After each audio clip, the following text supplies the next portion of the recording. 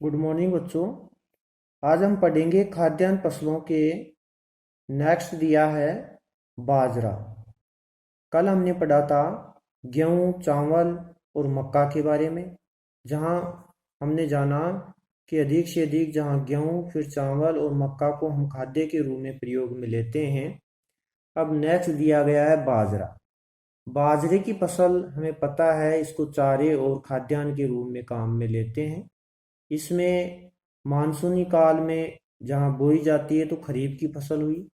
इस फसल को चारा तथा खाद्यान्न दोनों के लिए उत्पादित किया जाता है। बाजरा की खेती गर्म तथा शुष्क जलवायु में जून से अक्टूबर के मध्य की जाती है। तो यह खरीफ की फसल है।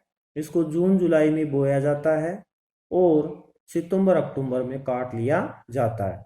यह खरीफ की फसल है जिसे 25 डिग्री 25 डिग्री से 35 डिग्री सेंटीग्रेड तापमान तथा वर्षा 40 से 60 सेंटीमीटर तथा इसकी मिट्टी जिसमें जल निकासी की उपयुक्त दशा वाले भागों में बोया जाता है। बताया जाता है कि इसमें 25 से 30 सेंटीग्रेड तापमान तो जून जुलाई में रहता है इस समय तापमान, और बहुत कम बारिश की आवश्यकता होती है। बाजरे को 40 से 60 सेंटीमीटर वार्षिक वर्षा होती है तो वहाँ बाजरा अच्छा उत्पादन होता है। साथ ही यह सभी प्रकार की मिट्टी में बोई जा सकती है। वैसे बाजरा की कोई निश्चित नहीं है कि यह हल्की मिट्टी जहाँ जल निकासी वाली हो, इसमें किसी प्रकार की मिट्टी में बोया जा सकता है। देश में कुल बाजरे का उत्पादन राजस्थान में 42% होता है। ये वेरी मोस्ट क्वेश्चन है कि भारत में सबसे अधिक बाजरा कहाँ उत्पादन होता है, वो है राजस्थान।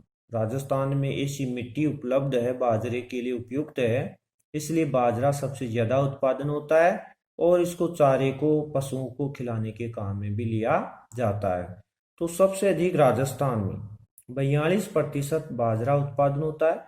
दूसरा स्थान जाता है महाराष्ट्र का, जिसमें 20% बाजरा, गुजरात में 12.5% और उत्तर प्रदेश में 11%। वह शेष भाग अन्य राज्यों में भी, जिनमें देखिए आंध्र प्रदेश, मध्य प्रदेश, कर्नाटक व पंजाब में भी किया जाता है। राजस्थान में बाजरे का उत्पादन जोधपुर, बाड़मेर और जैसलमेर, बीकानेर, सीकर, गंगानगर, झुंझुनू, अलवर, जयपुर तथा जालौर में भी किया जाता है। तो सबसे अधिक राजस्थान में बाजरा जोधपुर और बाड़मेर और जैसलमेर, इन पश्चिमी 3 जिलों में सबसे ज्यादा उत्पादन होता है। तो भारत का उत्पादन की दृष्टि से विश्व में प्रथम स्थान है। कहते हैं कि भारत में बाजरा सबसे ज्यादा उत्पादन होता है। विश्व में इसका प्रथम स्थान बताया गया है कि बाजरे में प्रथम स्थान है। जैसे गेहूं और चावल में प्रथम स्थान चीन है, वैसे ही बाजरे में प्रथम स्थान उत्पादन विश्व में भारत को जाता है। अब आपके देखिए भारत की प्रमुख दलहन फसलें, बच्चों ध्यान से देखिए इस टॉपिक को आप क्रॉस का निशान लगा लीजिए ताकि बार बार किताब पढ़े तो आपको आसानी से पता रहे कि ये सिलेबस से हटा दिया गया है। और इसके नेक्स्ट आगे जो दी है, आगे दिया है इसमें भारत की प्रमुख मुद्रा दायनी व वाणिज्यिक या नकदी फसलें। देखिए बच्चों, ये भी आपके सिलेबस से हटा दिया गया है। केवल प्रमुख खाद्यान्न फसलों को रखा गया है और यह हटाए हुए भाग में भी इस पॉइंट को नहीं दिया है, लेकिन कई जगह आप देख सकते हो यूट्यूब चैनल पर इसको हटाया गया बताया है, इसलिए यह आपके सिलेबस में नहीं है, इसको नहीं दिया है। इसमें देखिए एक तो मुद्रादायनी फसलें थी गन्ना, और दूसरी कपास और तिलहन फसलें भी थी। इनको आपके सिलेबस से हटा दिया गया है। इनमें आपको कुछ भी याद नहीं करना है।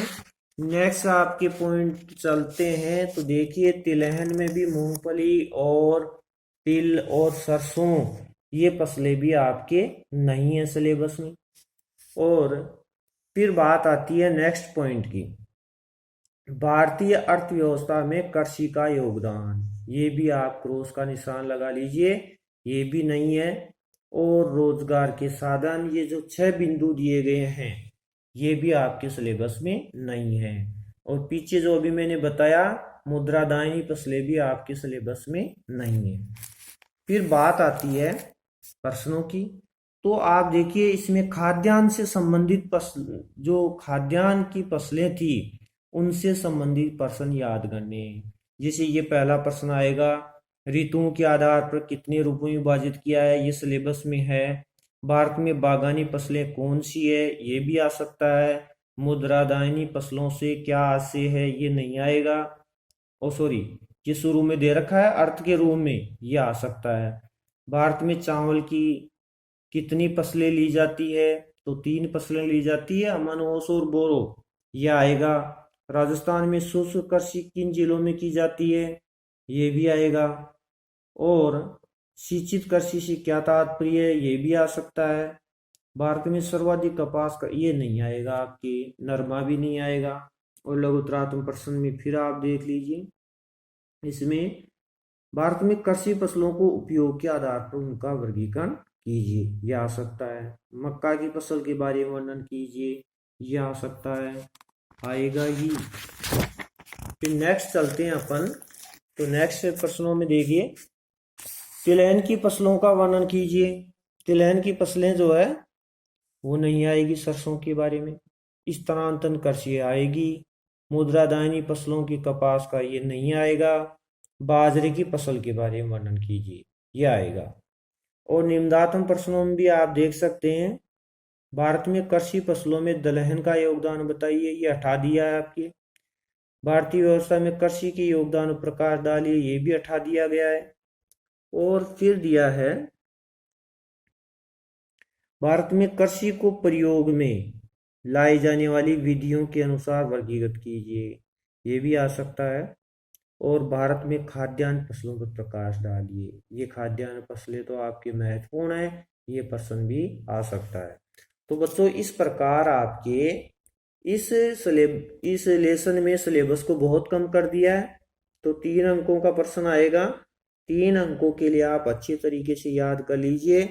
और कोई प्रॉब्लम होगी तो आपको स्कूल खुलते ही सारा सॉल्यूशन करवा दिया जाएगा। तब तक आप इनको याद कीजिए। और मैंने फिर कह रहा हूँ कि स्कूल खुलते ही आपके अर्थशास्त्र में से टेस्ट हो जाएंगे, उनको रिवाइज करवाएंगे। एक दिन रिवाइज होगा, एक दिन टेस्ट होगा। उसके लिए आप तैयार रहिए। इसे भी याद कीजिए, जैसे जैसे वीडियो आ रहे हैं आपके पास उन सब सब्जेक्ट को आपको पढ़ना है। तैयारी अच्छी तरीके से करनी है, वरना आपकी परसेंटेज बहुत कम बनेगी। और परसेंटेज ही आपके जीवन का एक आधार है। तो आज के लिए तो केवल ये छोटा सा वीडियो ही भेज रहा हूँ। नेक्स्ट डे आपको पढ़ाऊंगा खनिज व ऊर्जा संसाधन को रिवाइज करवाएंगे। ठीक है, धन्यवाद।